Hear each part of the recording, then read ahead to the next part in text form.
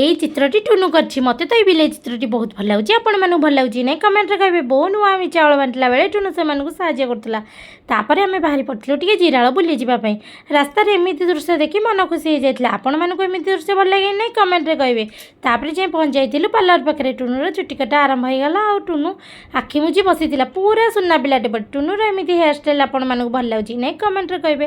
ତାପରେ ପାର୍ଲରରୁ ପଦାକୁ ବାହାରିଲା ବେଳକୁ ଏଇ ଛୋଟ କୁକୁରଟିକୁ ଦେଖି ଡରି ଯାଇଥିଲୁ। ଜଲ୍ଦି ଜଲ୍ଦି ଗାଡ଼ିରେ ଚଢ଼ି ତା ପାପାଙ୍କୁ ଗାଡ଼ି ଆସିବା ପାଇଁ କହିଲୁ। ସେ ଗାଡ଼ି ଚଲେଇ ଆଣି ଗୁପଚୁପ ଠେଲା ପାଖରେ ରଖିଦେଇଥିଲେ। ଆଉ ଗୁପଚୁପ ଖାଇଥିଲୁ ଆଉ ଘରକୁ ପାର୍ସଲ ଧରି ଚାଲି ଆସିଥିଲୁ। ଲିଫା ମନ ଭାରି ଖୁସି ହେଇଯାଇଥିଲା ଗୁପଚୁପ ଦେଖି। କିନ୍ତୁ ତା ଖୁସି ବେଶୀ ସମୟ ରହିନଥିଲା କାରଣ ଟୁନୁ ତା ଗୁପଚୁପରେ ଭାଗ ବସାଇବାର ଥିଲା। ଟୁନୁ ତ କହୁଥିଲା ଜଲ୍ଦି ଖାଇଦେ ନହେଲେ ତ ଗୁପଚୁପ ମୁଁ ଆହୁରି ବହୁତ ଖାଇଦେବି। ତାପରେ ଟିକେ ପାମ୍ପଡ଼ ଛାଣି ଦେଇଥିଲି। ଆପଣମାନେ ତ ଜାଣିଥିବେ ବୋଉମା ପିଆଜ ରସୁଣ ଯେହେତୁ ଖାଉନାହାନ୍ତି ତାଙ୍କ ପାଇଁ ଗୁପଚୁପ ଆସିନଥିଲା। ସେଥିପାଇଁ ତାଙ୍କ ପାଇଁ ଟିକେ ପାମ୍ପଡ଼ ଛାଣି ଦେଇଥିଲି। ଆପଣମାନେ ପଦାକୁ ଗଲେ କିଛି ଆଣନ୍ତି କି ନାହିଁ କମେଣ୍ଟରେ କହିବେ। ଭିଡ଼ିଓଟି ଭଲ ଲାଗିଥିଲେ ଲାଇକ୍ କମେଣ୍ଟ ସେୟାର ଆଉ ସବସ୍କ୍ରାଇବ୍ କରିବାକୁ ଜମା ବି ଭୁଲିବେନି। ରହିଲି ନମସ୍କାର, ଜୟ ଜଗନ୍ନାଥ।